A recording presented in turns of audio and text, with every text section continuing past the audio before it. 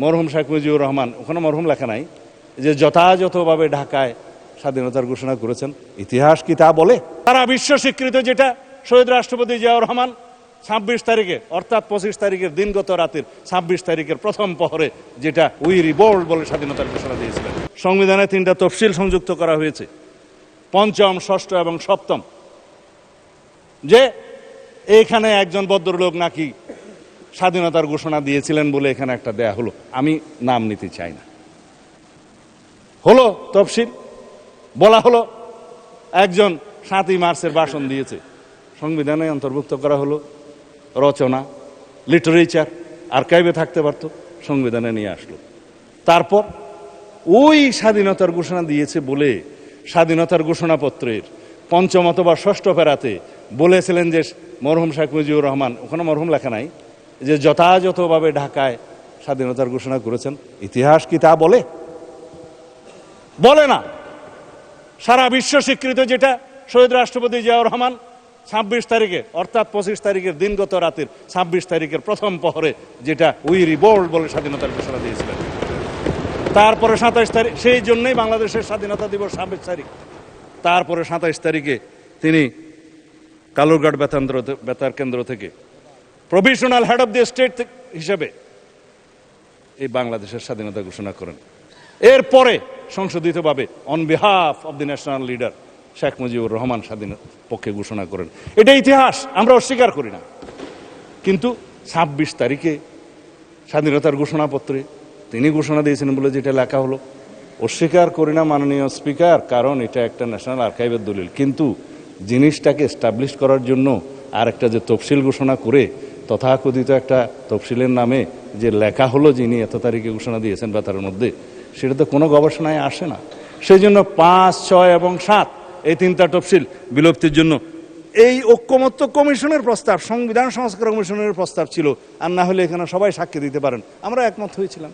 কিন্তু যেদিন স্বাক্ষর করব সেদিন দেখা গেল নাই একটা তফসিল, সপ্তম তফসিলটা নাই। জুলাই ঘোষণাপত্রের সনদে সবাই স্বাক্ষর করেছে, মাননীয় স্পিকার, এখানে যারা যারা রিপ্রেজেন্ট করছে। তবে এনসিপি নির্বাচনের পরে করেছে, বাকিরা আগে করেছে। স্বাক্ষর তো করেছেন, সেই স্বাক্ষরিত জুলাই জাতীয় সনদে অবশ্যই নোট অফ ডিসেন্টগুলো দেখে শুনেই করেছেন। সুতরাং এখানে এগুলো নিয়ে অস্বীকার করার তো কিছু নাই। এখন নোট অফ ডিসেন্টের ভাষা কি হবে সেটা নিয়েই তো হয়েছে। এই যে আমাদের ইশতেহার, একটা ইশতেহারের কপি আনছিলাম এখানে, ইশতেহারের মধ্যে বলা আছে যে যারা নির্বাচনী ইশতেহারে সেই সমস্ত নোট অফ ডিসেন্ট উল্লেখ করে জনগণের ম্যান্ডেট প্রাপ্ত হবে তারা সেই মতে বাস্তবায়ন করিতে পারিবে। এই ইশতেহার বিএনপি নির্বাচনী ইশতেহার আমরা করেছি, স্বাক্ষরিত জুলাই জাতীয় সনদের ভিত্তিতে নির্ধারিত হইবে। সুতরাং জনগণ এখানে 51% ভোট দিয়েছে।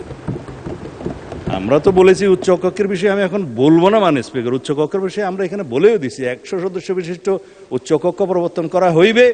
রাজনৈতিক দলসমূহ নিম্ন কক্ষের অর্জিত আসন সংখ্যার আনুপাতিক হারে উচ্চ কক্ষে প্রতিনিধিত্ব করিবে। এই সেই আমরা তো ম্যান্ডেট পেয়েছি, এটা কনস্টিটিউশনাল ভোট। তারপরে আসে গণভোটের রায়, কেন মানবে না? অবশ্যই মানবে।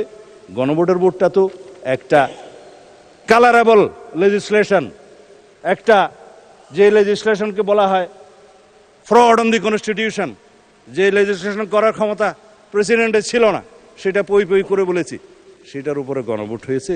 তারপরও 4টার মধ্যে 3.5 কান প্রশ্নের মধ্যে আসি তো, যেটা আমাদেরকে জাতীয় প্রতারণার দলিল হিসেবে জোরপূর্বক এখানে ইম্পোজ করা হয়েছে, আমাদের উপরে আরোপ করা হয়েছে, শুধু সেইটুকু প্রশ্নের কথা বলেছিলাম।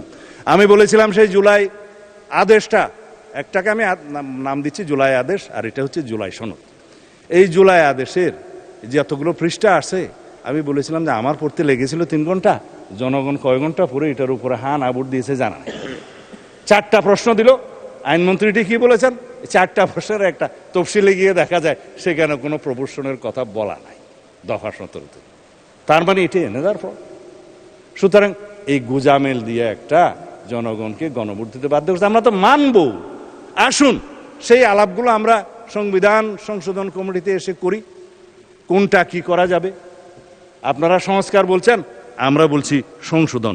ঠিক আছে, আপনারা মনে মনে খুশি থাকলে অসুবিধা নেই সংস্কার নিয়ে, কিন্তু সংবিধান তো অ্যামেন্ডেড হবে, সংশোধিত হবে, এই সংসদেই হবে, এই জাতীয় সংসদেই হবে।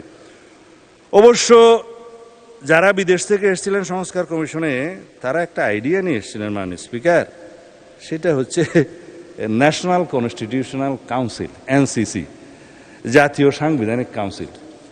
যেই ক্ষমতা তাকে দেয়া হয়েছিল, দেশে আর এক্সিকিউটিভ ব্রাঞ্চের দরকার ছিল না, প্রধানমন্ত্রীর কোনো ক্ষমতা নাই, সব সেই কাউন্সিলই করবে।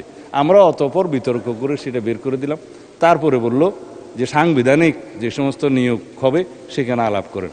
আমরা বললাম নির্বাচন কমিশনের গঠন প্রণালী সম্পর্কে আমরা একমত, সাংবিধানিকভাবে সংবিধানে আনবে, বিরোধী দল সরকারি দল মাননীয় স্পিকারের নেতৃত্বে, এবং একটা নিউট্রাল কমিটি করে সেটা করা হবে, আমাদেরই প্রস্তাব। এগুলো বাদে বলছি বাকি যে সমস্ত অর্গানাইজেশনের কথা বলছেন সংস্থা সাংবিধানিক, এগুলো আইন প্রণয়নের মাধ্যমে করা হোক, আমরা দ্বিমত করি নাই। তারা আপার হাউসের মধ্যে সংবিধান সংশোধনে নিয়ে যেতে চায়। আমরা বললাম আপার হাউস পৃথিবীর যে সমস্ত দেশে, উন্নত দেশে আছে, যেমন United states of America, senate, সেখানে 50টা অঙ্গরাজ্যে তাদের স্টেটের মধ্যে সরাসরি ভোটে সিনেটর নিযুক্ত হয়, তাদের ক্ষমতা থাকে, সাংবিধানিক ক্ষমতা থাকে, কমিটির ক্ষমতা থাকে, লেজিসলেশনের ক্ষমতা থাকে।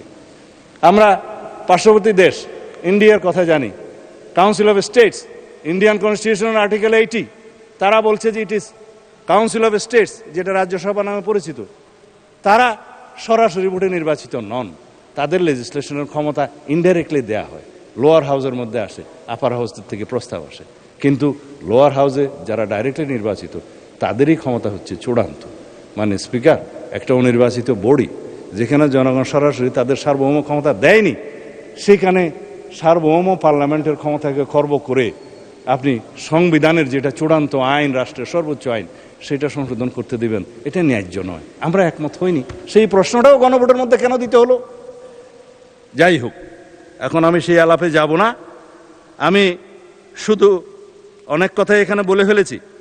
জনগণের অভিপ্রায়ের চূড়ান্ত অভিব্যক্তি রূপে সংবিধান হচ্ছে চূড়ান্ত আইন। সবাই অভিপ্রায়ের কথা বলেন, জুলাই গণ অভ্যুত্থানের, ছাত্র গণ অভ্যুত্থানের অভিপ্রায়ের কথা বলেন। আসুন, সে অভিপ্রায় হিসাবে জনগণের সে অভিপ্রায়কে চূড়ান্ত রূপ দিতে গেলে সংবিধানে আগে আনতে হবে, তারপরেই প্রথমবারের মতো যখন অভিপ্রায়কে সংবিধানে আনা হলো, তখন সেটা 4th of November 1972 সংবিধান হিসেবে পরিণত হলো, এবং সেটা অভিপ্রায়ের অভিব্যক্তি হিসাবে, মানে প্রকাশ হিসাবে গৃহীত হলো। This is called constitution.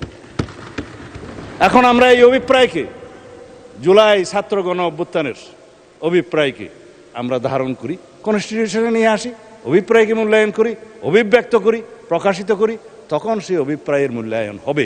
Otherwise এই অভিপ্রায় তো রাস্তায় মিছিল দিতে পারবেন, কিন্তু অভিপ্রায়কে সংবিধানে ধারণ করার জন্য এই পার্লামেন্টে আসতে হবে, অ্যামেন্ডমেন্ট নিয়ে আসতে হবে। সেই অভিপ্রায়গুলোকে আমরা ধারণ করব। আমরা সম্মান করি জুলাই ছাত্র গণ অভ্যুত্থানের আবেগকে, আমরা সম্মান করি তাদের আকাঙ্ক্ষাকে, শহীদের স্বপ্নকে। সে অভিপ্রায়কে আমরা ধারণ করার জন্য তো সংবিধান সংশোধন করতে চাই মাননীয় স্পিকার।